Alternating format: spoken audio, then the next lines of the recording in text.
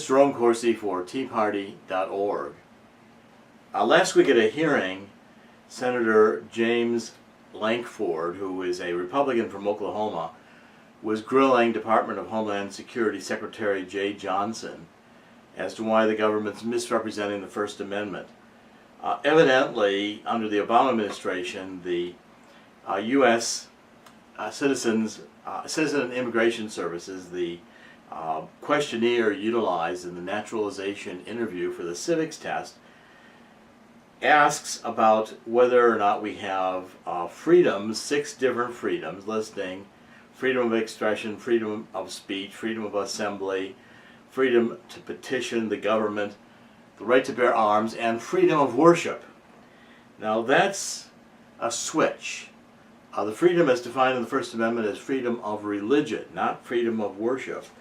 And WND.com last week noticed that since 2009, when Obama in Cairo proclaimed that America is a Muslim nation that has freedom of religion, to the memorial speech Obama gave in 2009 for the Fort Hood shooters that were gunned down by a radical Muslim, when Obama characterized the constitutional freedom as a freedom of worship.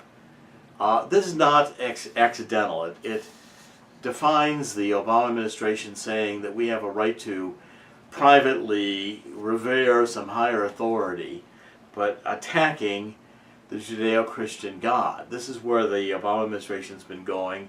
I mean, it was evidenced again last week in the Supreme Court oral argument about same-sex marriage, when the Solicitor General of the United States answered Justice Alito and basically said that if the Supreme Court says that same-sex marriage is a constitutional right, then the question is going to come forward about taking away the tax-exempt status of churches that don't openly embrace same-sex marriage.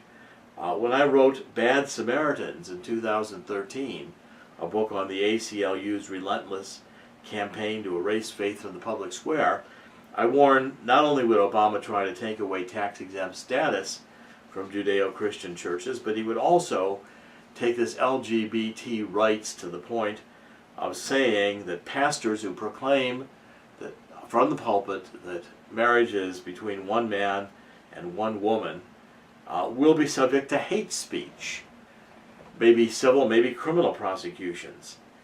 This is the problem when the Constitution gets redefined by the Obama administration. It's Tea Party loyalists who have to stand for the Constitution as rewritten, not for First Amendment freedoms as redefined by the Obama administration.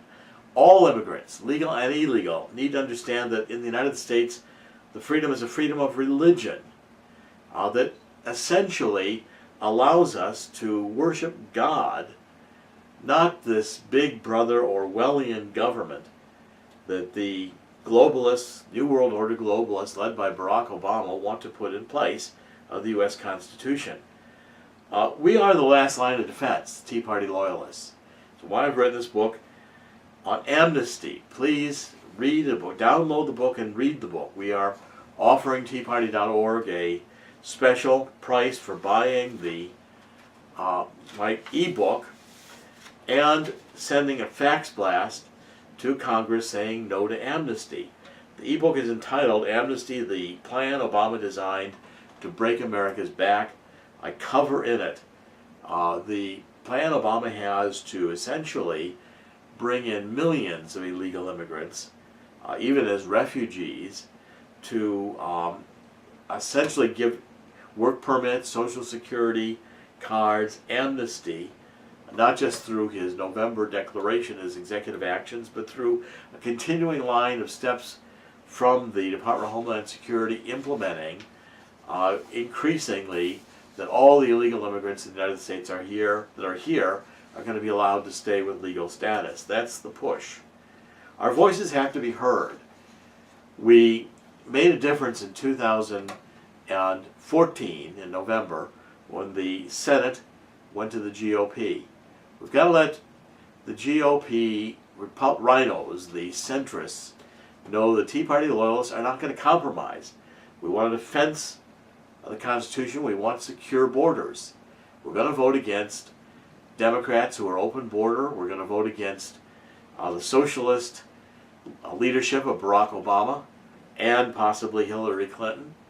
And we're going to oppose GOP centrists, including Jeb Bush and others who are saying basically that we ought to compromise on issues of securing the border in order to provide amnesty that's reaching across for Hispanic votes, which the GOP seems determined to do, is something we have to keep very close watch on as Tea Party loyalists to make sure that in the process the GOP doesn't compromise the Constitution and go right along with Obama amnesty while we Tea Party loyalists are being again left behind.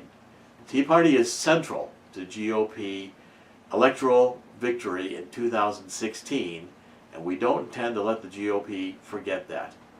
This is Jerome Corsi for TeaParty.org. Thank you very much.